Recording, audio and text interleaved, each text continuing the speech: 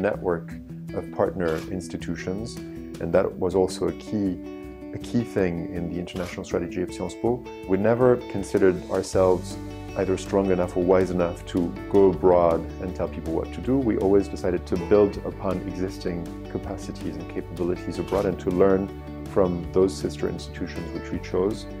And in effect, it seems to me to produce much better results, because what you get ultimately is training programs when you build dual programs together, which are actually complementary. They bring in, different approaches, and this is what's truly interesting and important for students.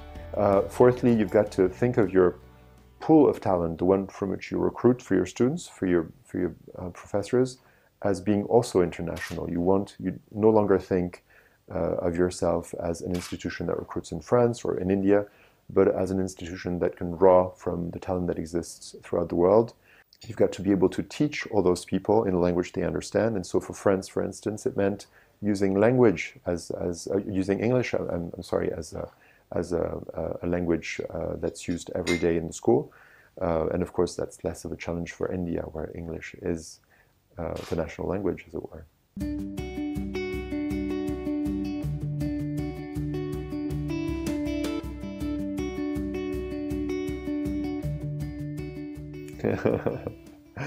I think what may have changed is simply the fact that we understood how critical rankings were for a number of reasons. I find rankings flawed in many ways. I do not recognize the ranks that they assign to you as being totally indicative of the actual level you've reached. But rankings have to be taken into account. They exist, and you have to play by their rules up to a point. And we realized that if we were to do our jobs properly, we had to answer, the questions that are sent in those questionnaires as well as we could, and to try and bring forward our strengths, which are actually solid, at least so we think. So I think what actually happened is that we took that exercise more seriously all of a sudden and decided to abide by the set of rules that those rankings apply.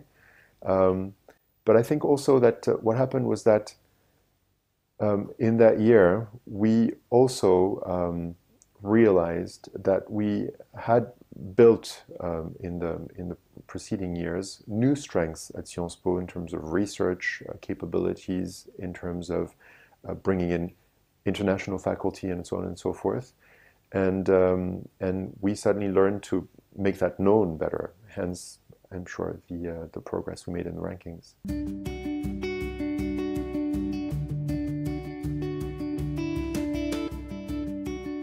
We have 11 existing partnerships with Indian institutions.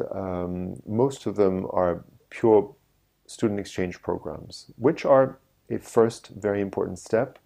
That enables us to send about 100 students to India every year and to take in the rough equivalent number of Indian students. And that's something which we think is important, and we're going forward in that direction. We just signed 2 new MOUs, one with the University of Delhi, that enables us to have exchanges with any of the colleges within the university. And in order to make that possible, the University of Delhi has implemented a new credit transfer system, which makes it possible for a college student from one of the colleges to come to Paris, earn credits, and use them for the completion of their degree in India. So that's one of the MOUs we signed this week, and another one is with Presidency University in Kolkata, which is also a very good institution with which we're now proud to have this association. And also this week, we met with our friends of Ashoka University, which is an endeavor which we greatly admire. It's the first time we enter into an agreement with a university that doesn't actually exist. It's going to come into existence in next August, but they now have gotten final approval for creating the university.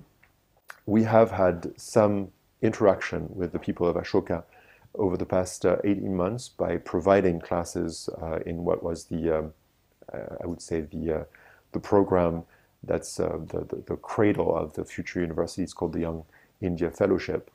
We have provided classes in that program, and that's a good example of what we mean to do with them in the future.